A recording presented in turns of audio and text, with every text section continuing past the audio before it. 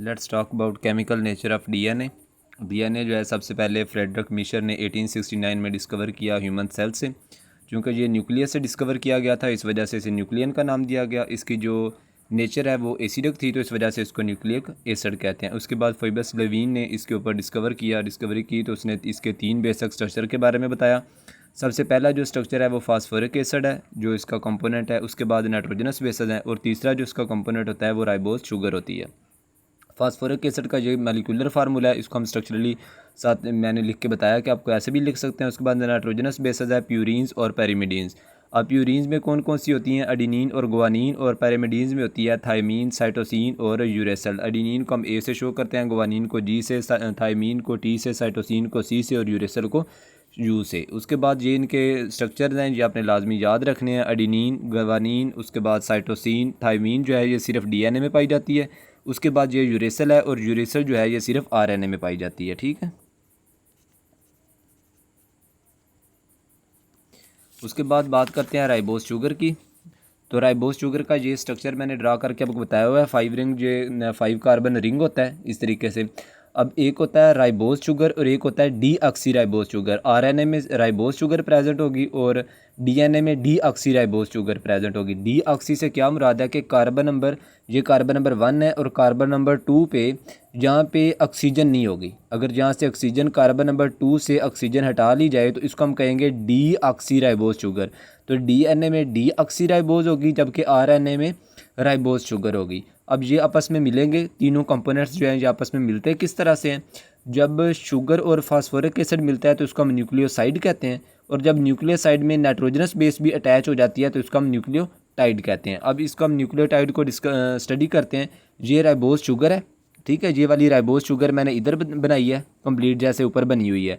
अब यहाँ पे CH2OH इकट्ठा लिखा हुआ था, मैंने आसानी के लिए इसको अलग करके लिख दिया, ठीक है। जहाँ पे OH की जगह पे नाइट्रोजनस बेस अटैच हो जाएगी, इस जगह पे कार्बन नंबर 1 के साथ। ये डी ऑक्सी राइबोज शुगर लिया जहाँ पे, क्योंकि ऑक्सीजन नहीं है।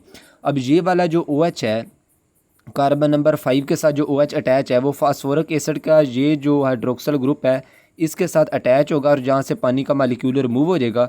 और ये जो सल्फर फास्फोरिक है, फास्फेट है, ये इस ऑक्सीजन के साथ और कार्बन ये अटैच हो जाएंगे, तो ये POC यानी कि ये एस्टर बॉन्ड बन जाएगा, ठीक है। इसी तरह से फास्फोरिक एसिड का ये वाला जो H है, ये इसके साथ हाइड्रोक्सल ग्रुप, जहाँ से फिर पानी का मालिक्यूल रिमूव होगा, और यहाँ पे फिर ये बॉन्ड बन जाएगा POC एस्टर बॉन्ड। तो इस तरीके से फास्फोर डाई एस्टर बॉन्ड बन जाएगा। अब ये जो कार्बन नंबर, ये यहाँ पे कार्बन नंबर 5 के साथ OH है, ये अगली जो जहाँ पे फास्फोरिक एसिड होगा उसके साथ अटैच हो जाएगा। अब ये फास्फोरिक एसिड जो है आगे कार्बन राइबोज शुगर की कार्बन नंबर 3 के साथ अटैच हो जाएगा।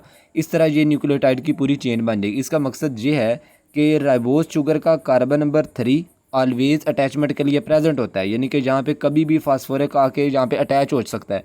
और जो राइबोज शुगर की कार्बन नंबर 5 है, यहाँ पे आके कभी भी फास्फोरिक एसिड आके अटैच हो सकता है। इस वजह से इस तरह से हम इसको, यानी कि ये वाली जो चेन बनेगी इसको हम कहते हैं 3 प्राइम से 5 डैश, यानी कि हमने ये वाली जब 3 प्राइम से 5 प्राइम की तरफ बन रही है ऊपर की तरफ। अब सिमिलरली इस न्यूक्लियोटाइड के अपोजिट जो है चेन बनेगी, ठीक है, वो इसके अपोजिट होगी 3 प्राइम से 5 प्राइम की तरफ बनेगी। अब इसमें नाइट्रोजनस बेसेस जो हैं इन दोनों न्यूक्लियोटाइड को आपस में अटैच करती हैं। एडिनिन थायमीन के सामने होती है, और गुआनिन साइटोसिन के, और इसी तरह एडिनिन थायमीन के, इनके, यानी कि इसको याद रखने का तरीका यह है कि आप याद रख लें @GC गवर्नमेंट कॉलेज, ठीक है। तो एडिनिन और थायमीन में डबल बॉन्ड होता है, और गुआनिन और साइटोसिन में ट्रिपल बॉन्ड होता है। अब इन एक डीएनए में इनकी कंसंट्रेशन सेम होती है, यानी कि एडिनिन थायमीन की कंसंट्रेशन सेम होती है, गुआनिन और साइटोसिन की सेम होती है। इसके बारे में हमें बताया था अर्विन चेरगफ ने।